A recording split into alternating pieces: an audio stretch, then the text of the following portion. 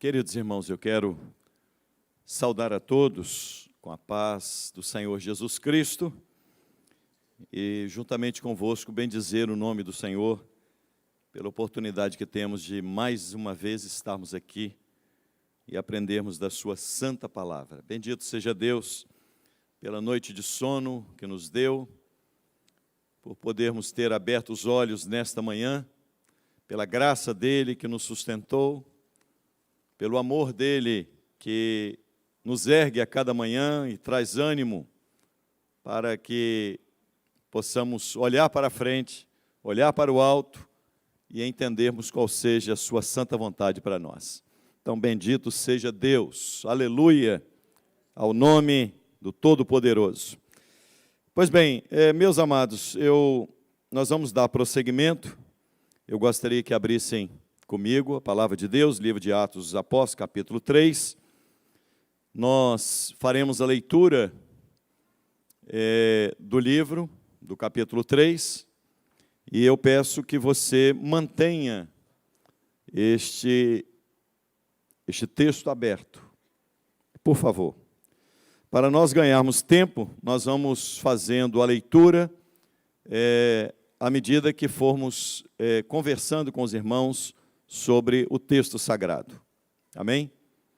Então vamos à palavra de Deus. Diz assim as Sagradas Escrituras, Atos capítulo 3, verso 1. E Pedro e João subiam ao templo para a oração da hora nona. Até aí. Apenas este detalhe. E aqui eu quero ressaltar, eu vou de forma bem sucinta, falar aquilo que iniciamos semana passada, lembrando que os irmãos Pedro e João, judeus, e era um costume do judeu orar 3 vezes ao dia. Davi escreve um dos seus salmos, mostrando que exatamente isso.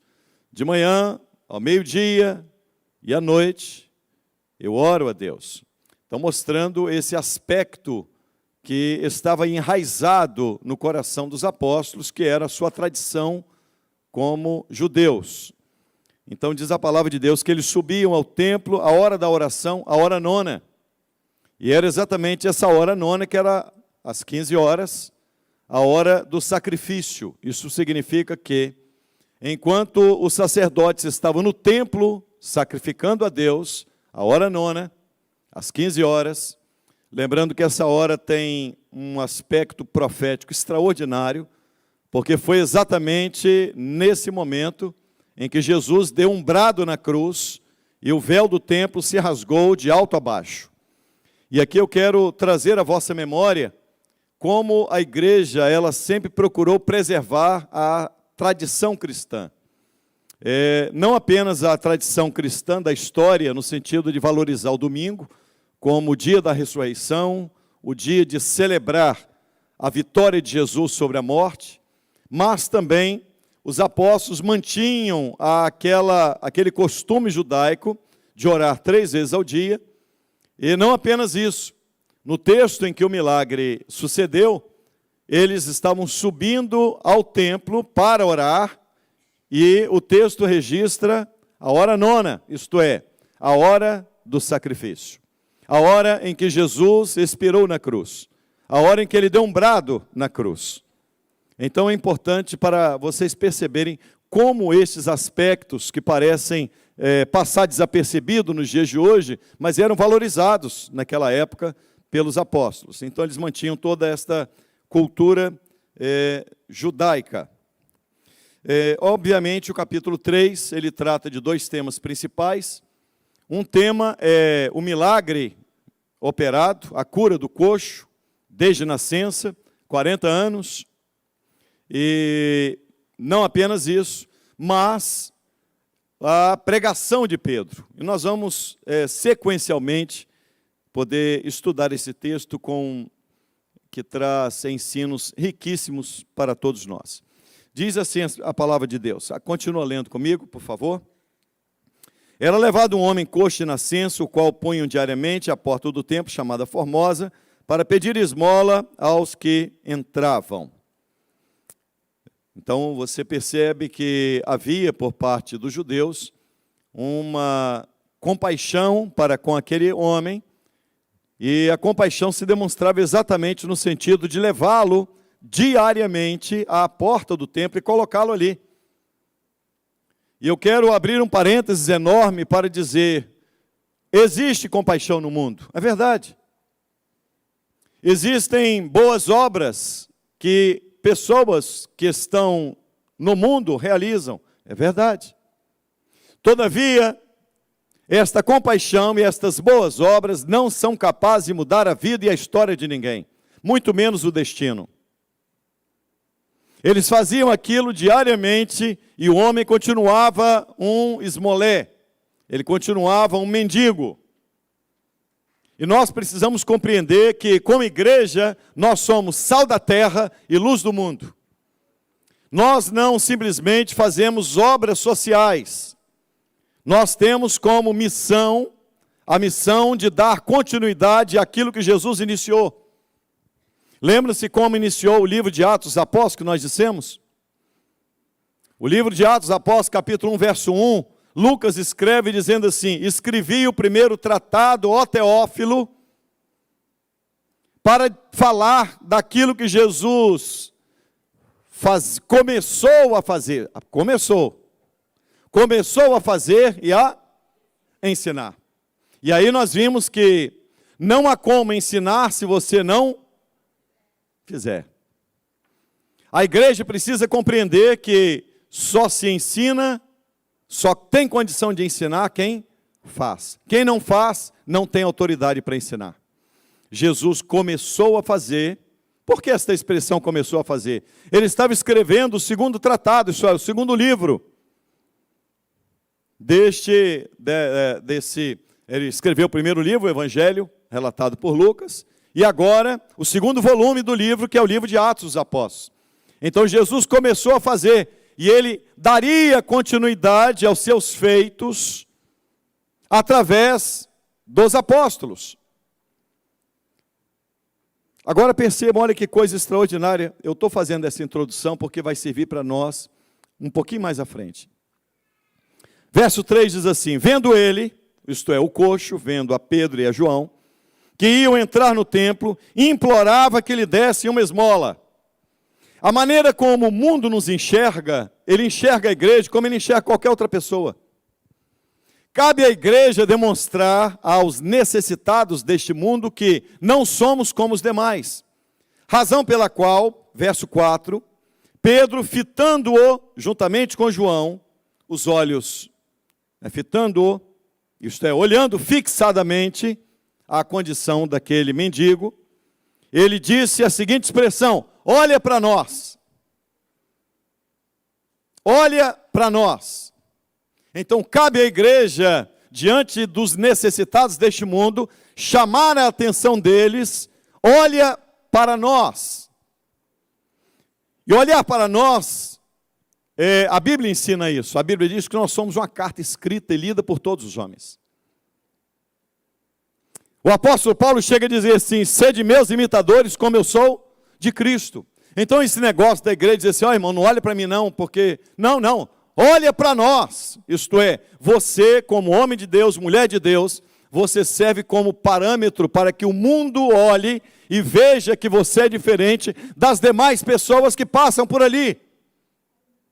Nós precisamos compreender o seguinte: olha para nós significa, eu sou diferente do que quando comparado aos meus colegas de trabalho. Eu sou diferente como irmão, eu sou diferente como amigo. Olha para nós significa, há uma diferença entre todos que passaram por você e nós que estamos passando agora. Nós não precisamos trazer em um boné, em uma camisa, que somos de Cristo. Mas o mundo precisa ver, olha para nós, isto é, não somos como aqueles que passam por aqui. Olha para nós. Isso eu já disse, sigamos. Verso 5. E ele os olhava atentamente, esperando receber alguma coisa. Pedro, porém, lhe disse: não possuo prata nem ouro, mas o que tenho isto te dou, em nome de Jesus Cristo Nazareno, levanta-te e anda. Ora, eu quero lembrar aos irmãos que a igreja depositava aos pés dos apóstolos os bens. Lembram-se que as pessoas que tinham mais condição vendiam as suas propriedades e depositavam aos pés dos apóstolos os seus bens. Mas olha a postura de um apóstolo, olha a postura de um pastor, olha a postura de um líder de igreja. Prata nem ouro temos. Isto é, o recurso da igreja não era propriedade deles. Isso é um ensino extraordinário, irmãos. Ao contrário da grande maioria, ou de uma boa parte da maioria, ou de uma boa parte da liderança de igrejas, que se apropriam daquilo que é da igreja, da oferta da igreja. Pedro disse assim: prata nem ouro temos, mas uma coisa nós temos. E o que nós temos, nós podemos te dar. Você só pode dar aquilo que você tem. Se você tem Cristo, você pode ser um instrumento nas mãos de Cristo. Nós não podemos dar aquilo que não temos. Então ele diz, prata nem ouro temos. Ele está falando de direito, isto é, o que eu tenho. Prata nem ouro tenho. Primeira coisa para você saber o que tem é você ter certeza do que você não tem. Primeira coisa para você saber quem é, você precisa saber quem você não é. Isso nós vamos ver, eu estou embasando para nós vermos um pouquinho abaixo a postura desses dois homens de Deus.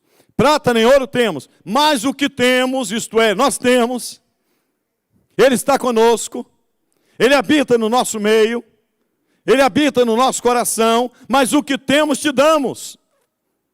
A igreja só pode impactar o mundo se ela estiver cheia do poder do Espírito Santo.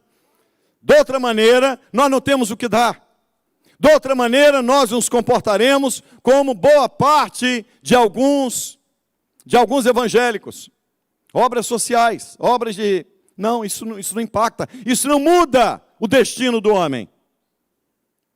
A igreja ela foi colocada aqui para dar prosseguimento àquilo que Jesus começou a fazer, e agora ele estava fazendo no livro de Atos, e ele continua fazendo.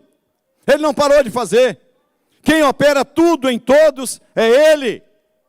Ele iniciou e Ele haverá de concluir esta boa obra. É para a glória dEle. E quem faz é Ele.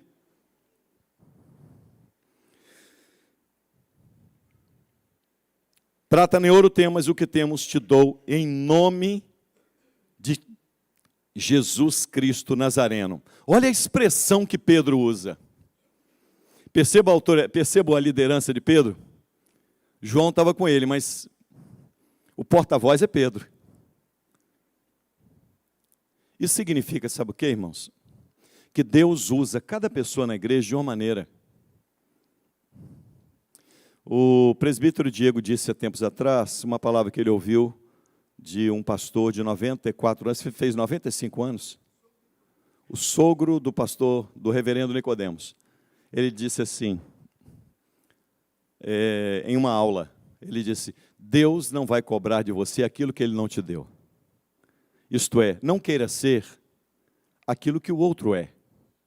Deus usou Pedro de uma maneira e João de outra. Pedro era o porta-voz, mas João estava com ele. Está dando para você compreender? Está dando para você compreender que cada um de nós tem um chamado específico para realizar algo dentro de um contexto para que o avanço do reino se consolide? Então, querido, esse negócio, sabe, eu quero abrir um parênteses pequeno aqui. Sabe aquela coisa quando alguém é levantado ou é trazido ao diaconato ou ao ministério da palavra, tem gente que sai oprimido da igreja. Por que não eu? Exatamente porque você não entendeu nada. Quem procede dessa maneira nos dá a prova cabal que realmente nós estávamos certos. Você não deveria ser chamado mesmo. A nossa vida é para glorificar a Deus. E Deus tem um propósito específico na vida de cada um de nós. Usou Pedro de uma maneira, usou João de outra, usou Paulo de outra. É assim que é o Evangelho. Quem opera tudo em todos é Deus. Ele opera a seu prazer, a sua grandiosidade soberana. Agora acompanhe o texto. Em nome de Jesus Cristo Nazareno. Olha que coisa, olha que expressão magnífica, irmãos. Em nome de quem? Pedro estava dizendo uma coisa: eu estou revestido de uma autoridade. Lembram-se quando Jesus, antes de ser assunto aos céus, ele disse aos seus discípulos: ide por todo mundo? Antes de dizer essas palavras, ele disse a seguinte frase: todo o poder me foi dado nos céus e na terra. Aí depois dele dizer, todo o poder me foi dado nos céus e na terra, isto é, depois dele dizer que ele tinha autoridade, ele vai outorgar esta autoridade aos seus discípulos. Mas a autoridade não é nossa, é dele. Amém?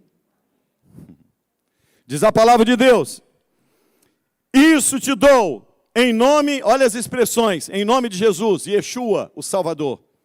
Cristo, a figura do ungido, isto é, o Messias de Deus. Nazareno era aquele desprezado. Quem nascia em Nazaré era desprezado.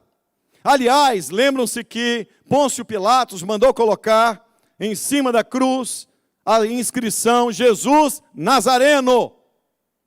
Então, quando Pedro diz, em nome do Salvador, que é o Messias, que vocês desprezaram e que ele morreu na cruz pelo vosso pecado. Esta expressão significa exatamente isso. Ele é o Messias de Deus, o Salvador que desceu da glória, aquele que foi desprezado por vocês e aquele que morreu pelo vosso pecado. Em nome dele é que esse milagre vai acontecer. Agora acompanha.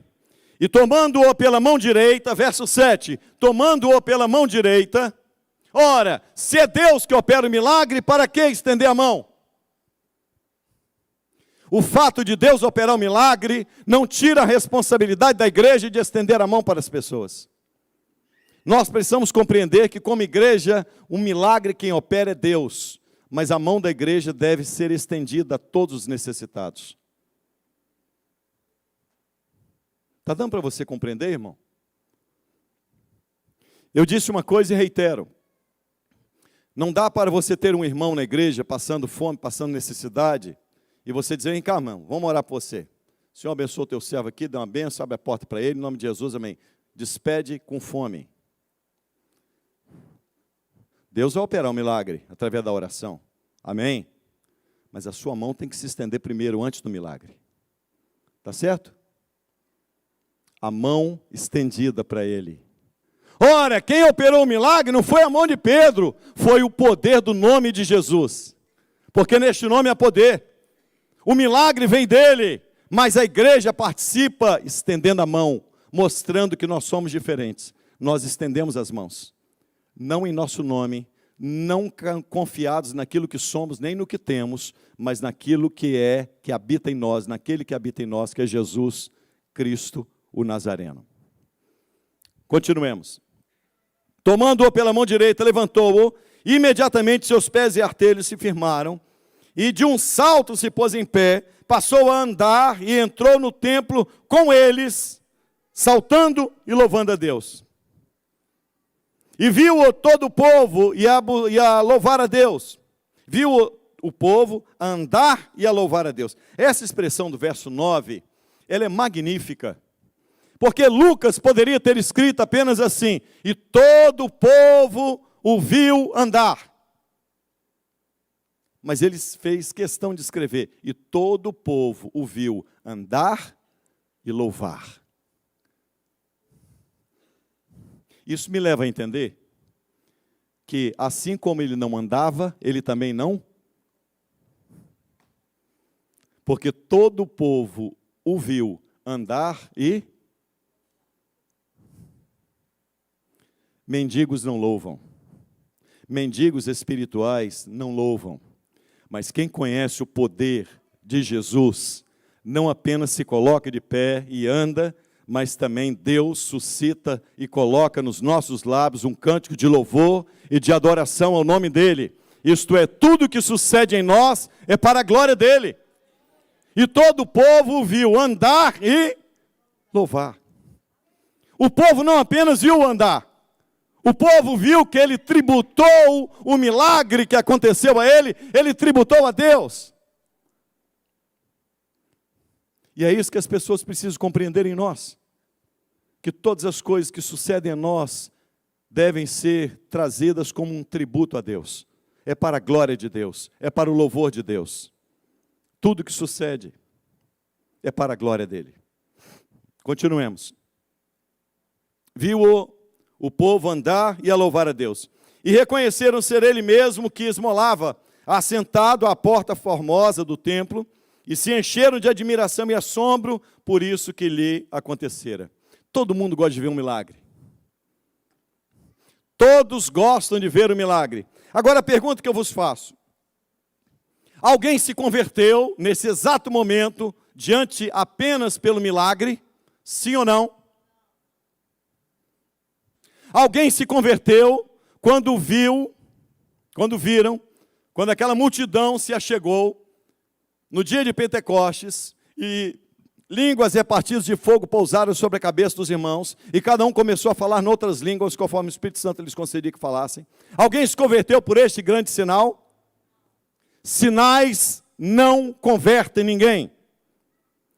Só o poder da palavra de Deus transforma o pecador.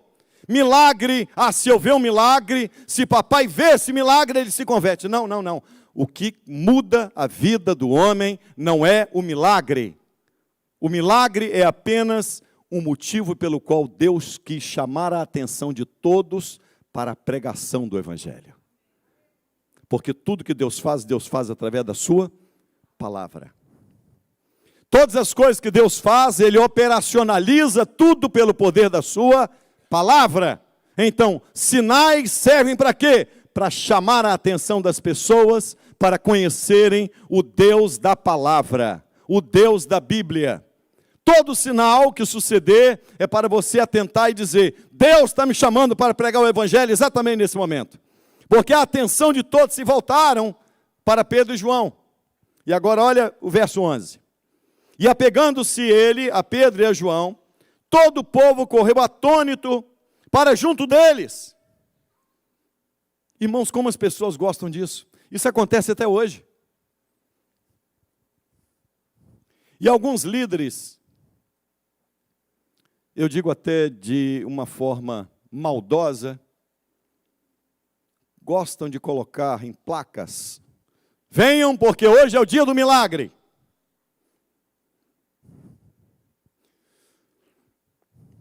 Talvez a membresia deveria perguntar para esse líder se Deus deu a ele a sua agenda, para ele dizer que dia tal é o dia do milagre, dia tal é o dia da porta aberta, dia tal é o dia da restauração, dia tal é o dia do sal grosso, é o dia... Irmão, ninguém tem agenda de Deus. O que Deus faz é no tempo dele, na hora que ele quiser. Ele é soberano em tudo que faz. Ele não dá satisfação dos seus atos a ninguém, absolutamente ninguém. Então esse negócio de marcar o dia do milagre, hoje é o dia do milagre, catedral do milagre, sai fora, meu filho. Que ninguém tem a agenda de Deus na mão. Ninguém tem a agenda de Deus, ninguém pode marcar. O que Deus vai fazer? Ele faz segundo a sua benignidade e a sua soberana e eterna vontade. Mas o povo correu tudo para ver. Estava todo mundo interessado em Pedro e João. Olha que coisa, agora olha que coisa mais linda. O povo correu atônito para junto deles. Todo mundo correu. A turma corre ou não corre atrás do milagre? Até hoje. Isso é desde aquela época. Falou que tem milagre, ó. Não, agora vai ter estudo bíblico e 1 hora de oração. Ah, não, isso aí não quero não. Eu quero ver o templo dos milagres. Isso é que eu quero. Ó, lota. A Bíblia diz assim, se esperamos em Cristo para esta vida, somos os mais miseráveis de todos os homens. Todo o evangelho que foca a pessoa de Cristo, focando aquilo que Ele tem poder para fazer, apenas para esta vida, é uma fábrica de miserável. Ele cria miseráveis em série. Vai criando um monte de miserável. Esse monte de crente que olha para Cristo, olha para a cruz, apenas como um ser, como alguém capaz de mudar a sua vida aqui, melhorar a sua vida aqui. Não, ele não veio para isso. Ele veio para nos dar a oportunidade de morar no céu. Ele veio para selar a vitória da morte, da vida sobre a morte. Ele veio para nos garantir a grande vitória. Isso é evangelho, quer dizer, as boas novas eternas de Deus. As boas novas do reino de Deus. Para os salvos. Pedro se dirigiu ao povo. Olha a maneira como Pedro começa a pregar. Israelitas, por que vos maravilhais disto? Ou porque, olha, presta atenção nesse texto, por gentileza. Eu preparei lá na frente, um pouquinho, para a gente falar desse texto. Verso 12. Ou por que fitais os olhos em nós? Ué, não foi o mesmo Pedro que disse ao coxo, olha para nós? Agora o mesmo Pedro está dizendo para a multidão, por que vocês estão olhando para nós? Vocês estão olhando para nós como se um milagre tivesse vindo de nós. O mundo deve olhar em nós e ver a transformação de Cristo em nós. O mundo deve olhar para nós e saber que Cristo habita em nós. Mas o mundo também não deve olhar para nós esperando que nós somos alguém, ou que alguma coisa no reino de Deus depende de qualquer um de nós. Nada depende de nós, absolutamente nada. Se todos nós virarmos as costas para o Evangelho, Deus continuará a fazer na cidade de Vila Velha e em todos os lugares aquilo que bem lhe apraz, porque Ele é soberano. Ele apenas nos dá o privilégio de sermos instrumentos para realizar aquilo que bem lhe apraz. Mas quem realiza tudo em todos é Ele. Jesus começou a fazer, Ele continuou a fazer, está fazendo, e até o grande e glorioso dia Ele haverá de fazer, independente de qualquer um de nós.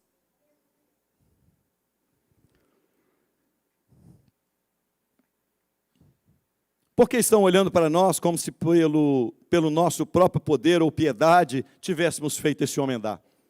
Muito cuidado quando alguém começar a olhar para você e começar a te elogiar. Muito cuidado. Muito cuidado.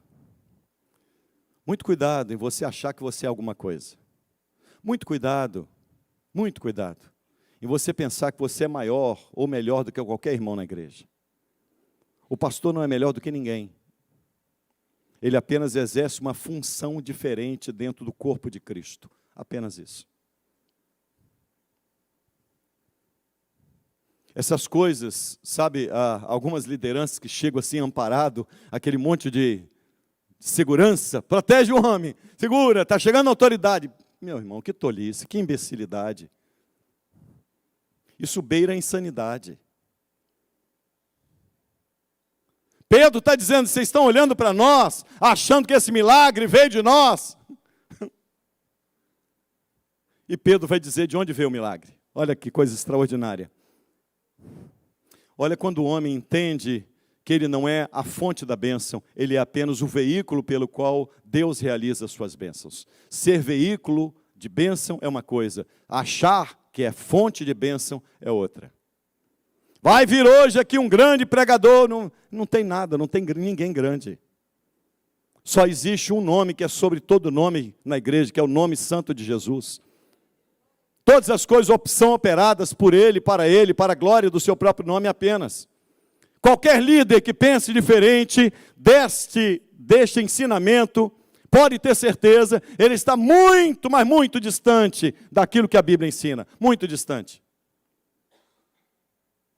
Qualquer líder que bata no peito e diga assim, comigo é diferente, cheguei lá e arrebentei. Interna ele no hospício. Um sanatório. Para curar, põe uma camisa de força, ficou doido. Pedro está dizendo assim, o que aconteceu não veio de nós. Verso 13. O Deus de Abraão, de Isaac e de Jacó. Olha, primeiro ele começa assim, vós israelitas.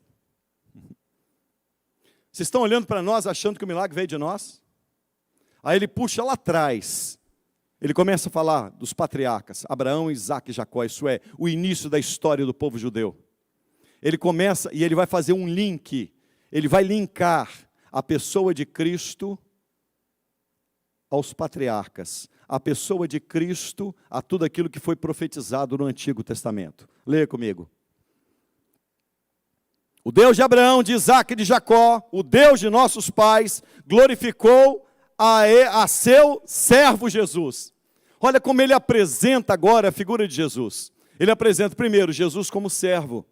Ele apresenta Jesus, o Messias, o Salvador. Ele apresenta como alguém que desceu do esplendor, dos palácios da glória, desceu para cumprir a vontade do Pai. Conforme a própria palavra de Deus diz, ele foi fiel até a morte e morte de cruz. Agradou a Deus moê-lo e fazê-lo enfermar. Ele cumpriu cabalmente a vontade do Pai.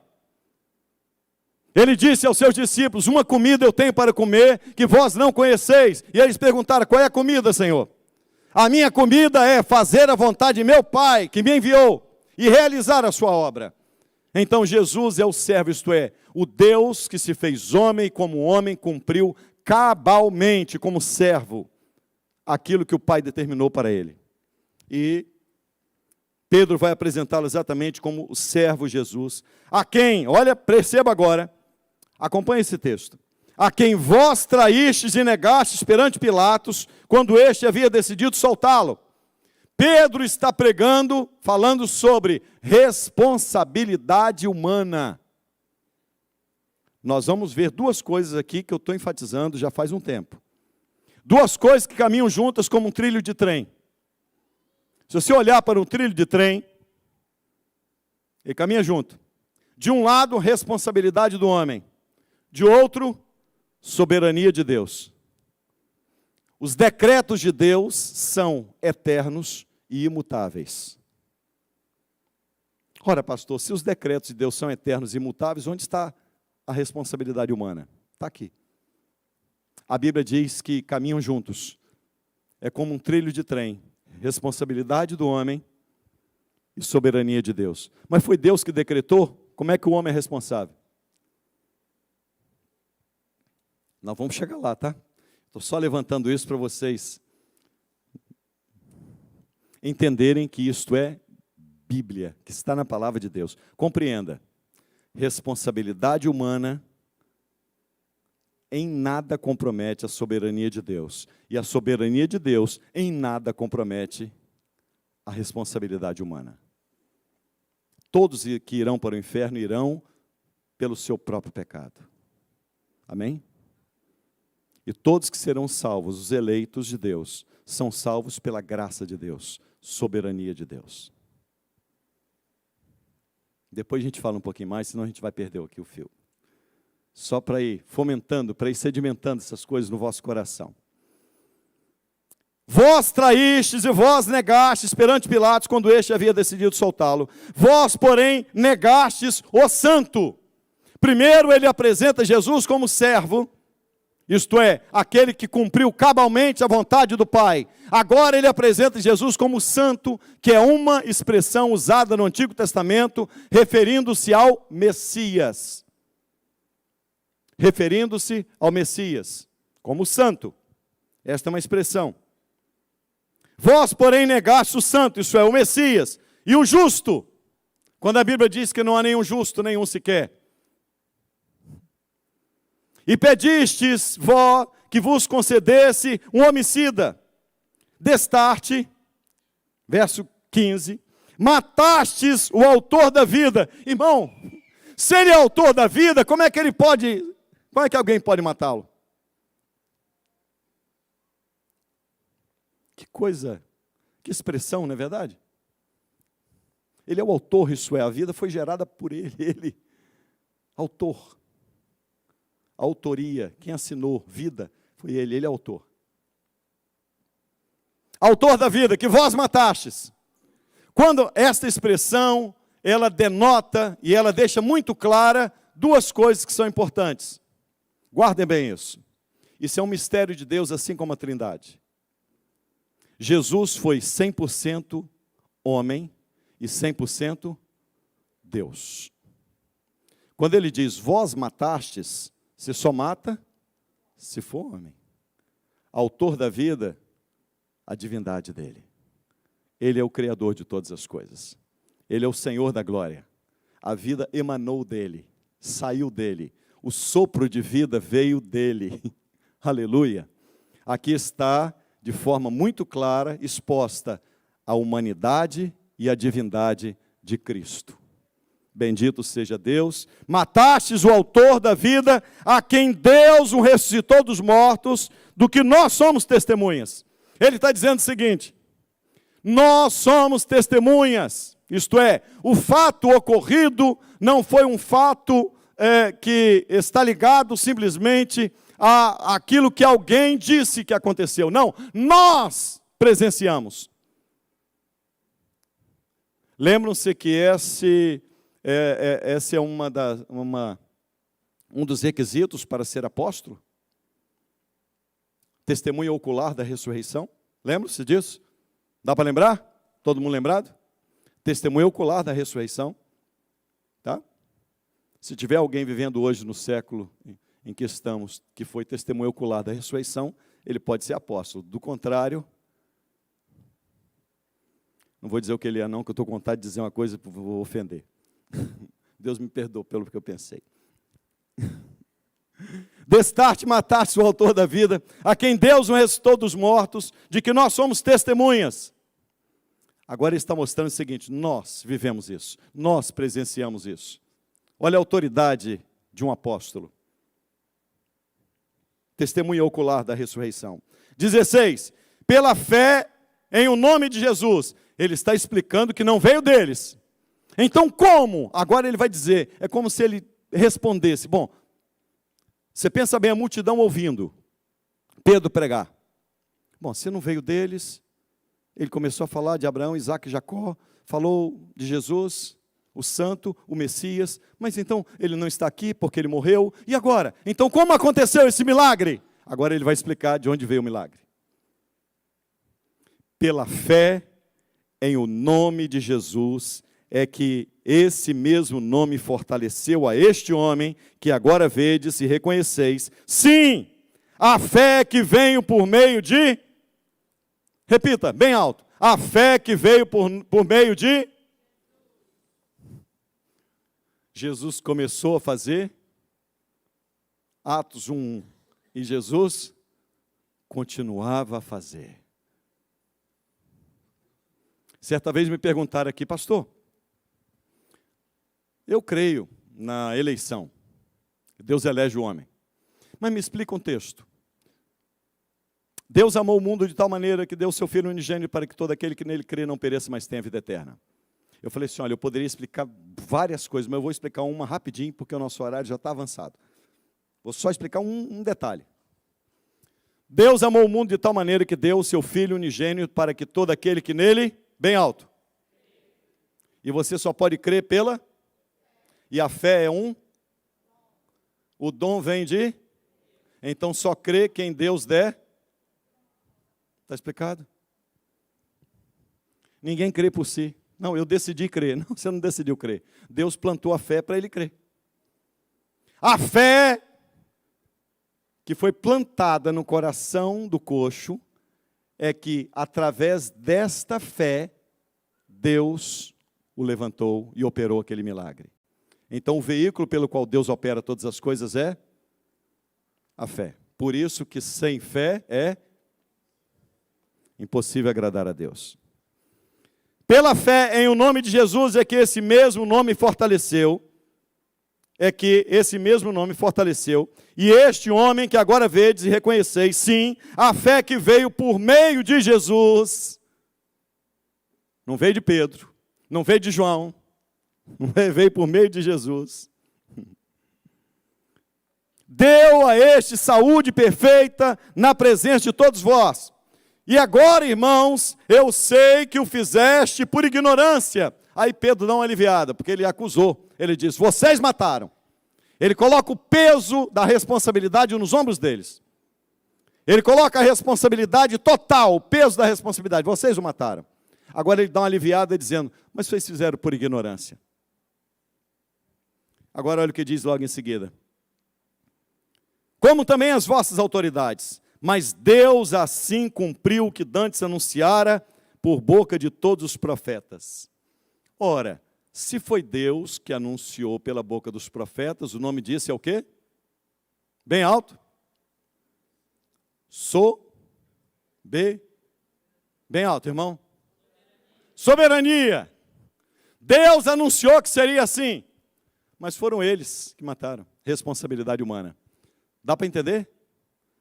Soberania e responsabilidade humana são como os trilhos de um trem. É assim que nós caminhamos. É assim que se dá esse plano eterno de redenção. Nós estamos apenas iniciando, sedimentando isso primeiro, fortalecendo essa base, para depois a gente caminhar um pouquinho mais e levantar esse edifício. Mas Deus assim cumpriu o que dantes anunciara por boca de todos os profetas, que o seu Cristo havia de padecer. Qual é o objetivo da pregação do Evangelho? Encerrando. Qual é o objetivo da pregação do Evangelho? Verso 19. O objetivo da pregação do Evangelho, isso é, tudo aquilo que aconteceu, todo o milagre que aconteceu, tinha um objetivo, qual seja? Levar o povo a ouvir a palavra de Deus e levá-lo ao arrependimento. Olha como ele encerra. Arrependei-vos, pois, e convertei-vos para serem cancelados os vossos pecados. Arrependimento é metanoia, isto é, mudança de mentalidade. E conversão no original que é tornar a forma original. Retorno. A conversão quer dizer um retorno. O que o Evangelho provoca, o que o Evangelho promove? Metanoia, muda a sua mente. Você ia para cá, você mudou, você vem para cá. Metanoia. E com isso, ele torna você, ele te retorna à origem de todas as coisas pela qual Deus nos criou, lá no Éden. Então, convertei-vos quer dizer retornar para. A palavra convertei-vos é retornar para. Esse é o significado. Retornar para. Arrependei-vos e convertei-vos para serem cancelados os vossos pecados. Então, os pecados de todos aqueles que se arrependeram e se converteram estão o quê, irmãos? Bem alto, querido. Cancelados. Aleluia. Vamos encerrar dando glória? Apesar de sermos quem somos, Deus, após a fé ter sido plantada no nosso coração, Ele nos levou ao arrependimento, ao ouvirmos a palavra de Deus, e Ele transformou a nossa vida, nos tornou novamente aquilo que deveríamos ser, que onde não deveríamos ter saído, retorno àquilo que éramos. Arrependei-vos e convertei-vos para serem cancelados os vossos pecados. Bendito seja Deus, pecados cancelados, não é mérito nosso, é graça de Deus, não veio senão pela fé, tudo aquilo que Deus realiza, Ele realiza, pela graça sois salvos, mediante a fé, isso não vem de vós, é dom de Deus. É dom de Deus, é presente de Deus, é dádiva de Deus, para que o nome de Deus seja glorificado, a fim de que na presença do Senhor venham sempre tempos de refrigério. Olha que coisa linda, verso 20, encerrando. Para que venham tempos de refrigério, e que envie Ele o Cristo, que já foi designado. Jesus virá. Desde que nos convertemos, nós vivemos um tempo chamado tempo de refrigério. Tem lutas? As lutas cessaram? Continuamos tendo problemas? Sim. Enfrentamos dificuldades nessa vida? Sim. Mas a Bíblia nos autoriza a dizer que arrependimento e conversão levam o homem a tempos de refrigério, porque você tem ao seu lado alguém que você não tinha antes. A Bíblia diz, não te deixarei, nem te desampararei, não temerei o que me possa fazer o homem. O nome dele é Yeshua, Emanuel, Deus conosco, habita em nós. Para a glória do seu nome, ele realiza tudo em todos, e ele somente assim o faz, para que todo o tributo seja a Cristo. De pé, a ele a glória, A Ele a honra, a Ele a força, a Ele o louvor.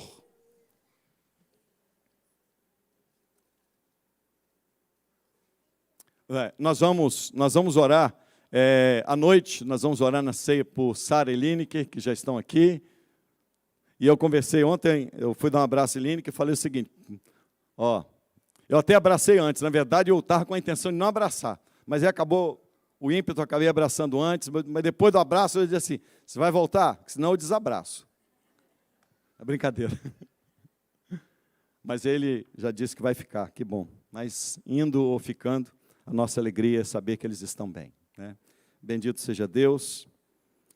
Apenas para encerrar a leitura, ao qual é necessário que o céu receba os tempos de restauração de todas as coisas de que Deus falou por boca de seus santos profetas desde a antiguidade. Disse, na verdade, Moisés, o Senhor Deus vos anunciará, levantará dentre seus irmãos um profeta semelhante a mim, a ele ouvireis em tudo o que ele vos disser. Acontecerá que toda alma que não ouvir a este profeta será exterminada do meio do povo. Nós só estamos aqui porque ouvimos a Jesus. A sua palavra tem poder e é por esta santa palavra que nós podemos bendizer o seu nome e anunciar a sua verdade. Oremos a Deus. Feche seus olhos, vamos orar.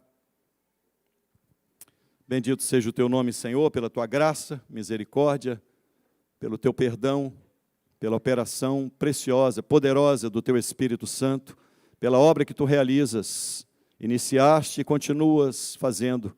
Bendito seja aquele que vive para todo sempre. Oramos em nome de Jesus. Amém.